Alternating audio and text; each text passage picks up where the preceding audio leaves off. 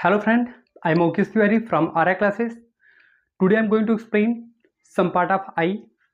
कुछ मैंने एक्सप्लेन कर दिया है, आज हम कुछ जो बचा हुआ है उसको एक्सप्लेन करते हैं।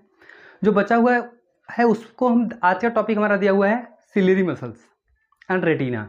ठीक, जो बचा हुआ है अब ये सिलियरी मसल्स क्या होता है, रेटिना क्या होता है। ठीक, सिलियरी मसल जैसे इसका एक काम क्या होता है, जैसे किसी ऑब्जेक्ट को हम देख रहे हैं, दूर को ऑब्जेक्ट को देख रहे हैं, पास के ऑब्जेक्ट को देख रहे हैं।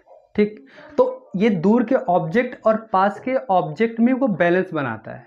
ठीक है, जैसे अगर आप किसी पास की चीज को देख रहे हैं, आप एकदम कंसंट्रेट होकर यहाँ पे देख रहे हैं, कोई आपको आवाज देता है, फिर आप दूर के चीजों को देखना शुरू कर देते हैं। जैसे यहां से आप दूर देखते हैं तो वैसे ही आप उसको एकदम क्लियर दिखते हैं। तो क्लियर में ये जो पास के चीज से अचानक, मतलब एकदम पास में चीज है उससे एकदम डायरेक्ट दूर की चीज को में जो बैलेंस बनाता है वो हमारा सिलियरी मसल्स बनाता है। ठीक, ये फोकल का जो हमारे आई का फोकल लेंथ होता है, इसको क्या करता है, बड़ा करता है और छोटा करता है। ठीक, अच्छा कभी कभी कुछ ऐसा प्रॉब्लम होता है कि लोगों को, कुछ ऐसे भी लोग होते हैं जिनको पास का ही दिखता है, दूर का बिल्कुल नहीं दिखता है। और कुछ ऐसे भी होते हैं जिनको दूर का दिखता है, पास का नहीं दिखता है। तो इसका मतलब क्या है, उनका जो सिलियरी मसल्स होता है वो कहीं पे एक रुक गया है। अगर पास का उनको दिख रहा है, दूर का नहीं दिख रहा है, तो उनका सिलियरी मसल्स रुक गया है। मतलब उनका ना ही बढ़ रहा है ना ही घट रहा है, ना ही वो खींच रहा है, वो कुछ चेंजेबिलिटी उसमें हो ही नहीं रहा है। तो ये सिलियरी मसल्स है। इसको एक्सप्लेन हम करते हैं। Hold the lens, it change it shape for near and distant vision. ये लेंस को होल्ड किया रहता है, पकड़े रहता है। और ठीक है, और करता क्या है, ये नियर एंड डिस्टेंट ऑब्जेक्ट को देखने में क्या ये करता है, बहुत ही हेल्पफुल होता है। वो शेप चेंज कर देता है। आई जब लेंस को ही चेंज करता है, जैसे कभी क्या होता है, लेंस से हम आइडेंटिफाई कर पाते हैं कि इमेज ऑब्जेक्ट, जो ऑब्जेक्ट है इमेज उसका कैसे रेटिना पे बनता है। जैसे लेंस पतला है, लेंस मोटा है। ठीक, तो उसके बेस पे हम करते हैं। कोई किसी चीज को हम पास के ऑब्जेक्ट को हम देख रहे हैं, तो मेरा जो फोकल लेंथ है वो अलग होगा। जैसे किसी कोई ऑब्जेक्ट बहुत दूर है उसको अगर हम देख रहे हैं तो फोकल लेंथ हमारा अलग होगा। ये जो फोकल लेंथ छोटे से बड़ा और बड़े से छोटे में जो बैलेंस बनाता है वो हमारा सिलियरी मसल्स होता है। क्लियर हो गया।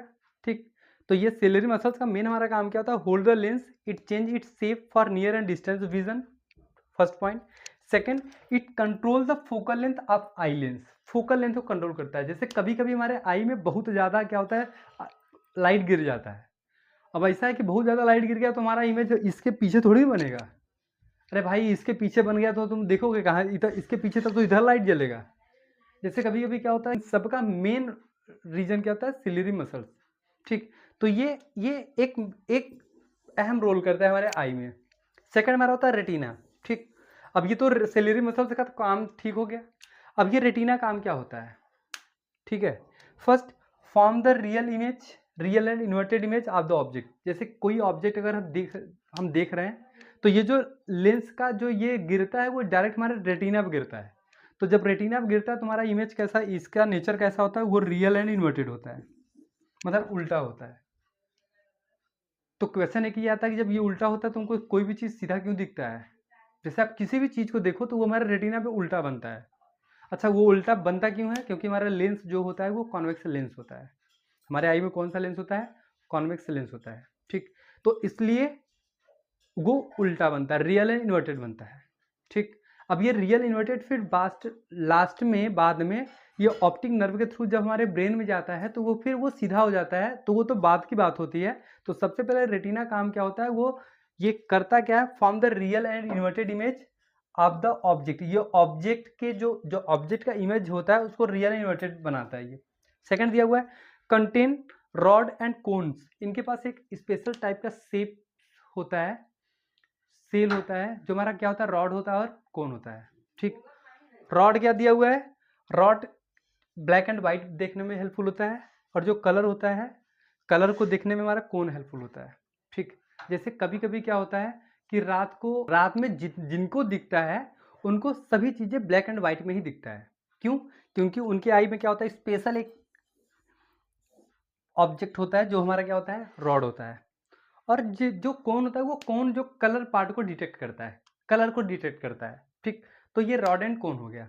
तो ये सब के सब टोटल हमारे क्या होते हैं, आई के पार्ट होते हैं। ठीक, अब ये हमारा आई कैसे काम करता है वो हम बताते हैं। अब हम बताते हैं आपको कि ये आई काम कैसे करता है। ये टोटल हमने जितने भी उनके पार्ट हैं सभी उनके पार्ट के फंक्शन को हमने एक्सप्लेन कर दिया हुआ है।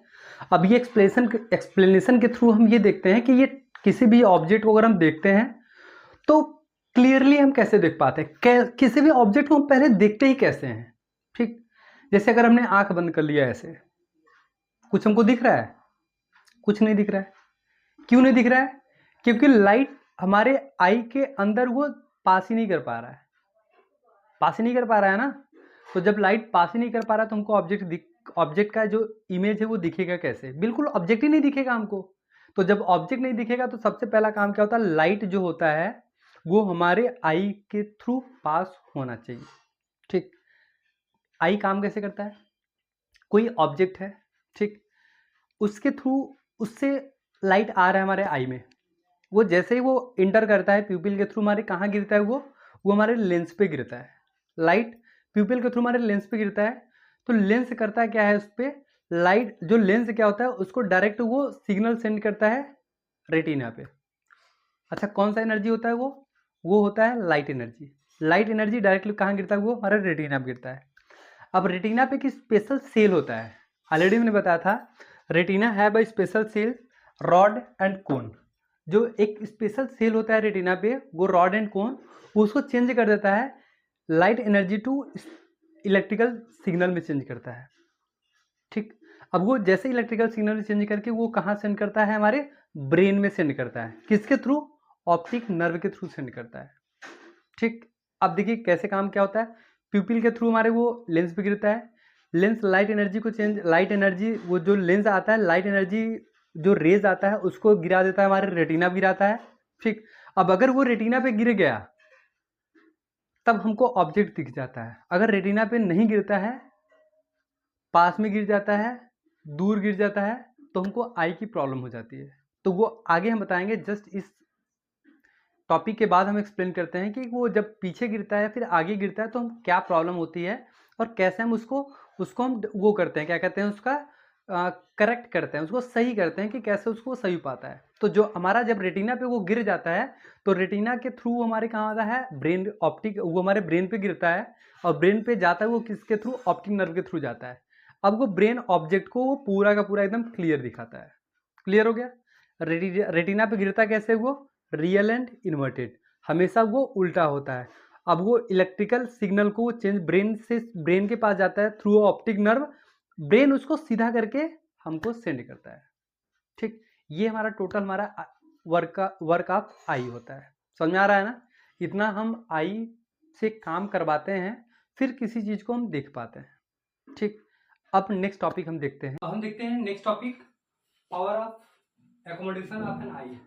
Power of accommodation of eye मतलब क्या होता है कि आई का जो हमारा पावर होता है वो कैसे चेंज होता है, क्या होता है, कहाँ कहाँ हम देख पाते हैं, किस चीज को कितने दूर अगर है तो उसको हम देख पाते हैं, कितना पास है तो उसको हम देख पाते हैं। ठीक है, तो इसको एक्सप्लेन करते हैं। The power of accommodation of the eye is ability of eye lens to adjust its focus length to see object clearly placed at different distance. अलग अलग प्लेस पे है, तो अगर जैसे कोई ऑब्जेक्ट बहुत पास है और कोई ऑब्जेक्ट बहुत दूर है तो आई का जो लेंथ होता है, हमारा फोकल लेंथ होता है, उसको एडजस्ट कराता है। तो ये एबिलिटी मतलब एडजस्ट करने के एबिलिटी को हम पावर ऑफ एकोमोडेशन कहते हैं। ठीक, जैसे होता है कि कोई अगर हम काम कर रहे हैं तो ये हमारा काम करने की एबिलिटी है। ठीक है, तो जो फोकल लेंथ को एडजस्ट कराने की जो हमारी एबिलिटी होती है उसको बोलते हैं accommodation of eye, power of accommodation of eye होता है। ठीक, अलग अलग प्लेस पे अगर बहुत पास में है तो पावर ऑफ एकोमोडेशन जो होता है वो अलग होता है। अगर हमारा वो डिस्टेंट ऑब्जेक्ट, दूर ऑब्जेक्ट है तो उसका पावर अलग होता है। तो ये जो एबिलिटी होता है इसको बोलते हैं ability, power of accommodation of eye. Normal human eye can clearly see object from 25 centimetre to infinity. ठीक, अगर नॉर्मल ह्यूमन आई है, अगर हमारा आई है, ठीक, कोई भी अगर नॉर्मल ह्यूमन आई है, अगर वो किसी भी ऑब्जेक्ट को 25 सेंटीमीटर से, मतलब मिनिमम जो हमारा होता है ऑब्जेक्ट वो 25 सेंटीमीटर टू इनफाइनाइट, मतलब इनफाइनाइट कहाँ भी इनफाइनाइट पे ऑब्जेक्ट होता है उसको क्लियरली देख पाता है, अगर उसको कोई भी आई प्रॉब्लम ना हो। ठीक, एक एग्जांपल लेते हैं, the if the power of accommodation decreases the person may suffer from the defect like presbyopia.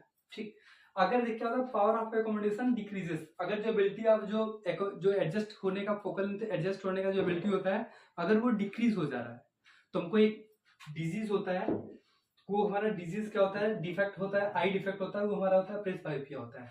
अच्छा, ये तुम्हारा क्या होता है, वो डिक्रीज हो रहा है, इंक्रीज हो रहा है, तो कौन सा हमारा डिफेक्ट होता है। ठीक, अब ये अगर डिफेक्ट हो गया तो हम करेक्ट कैसे करते हैं वो हम नेक्स्ट वीडियो में देखते हैं। ठीक है, थैंक यू।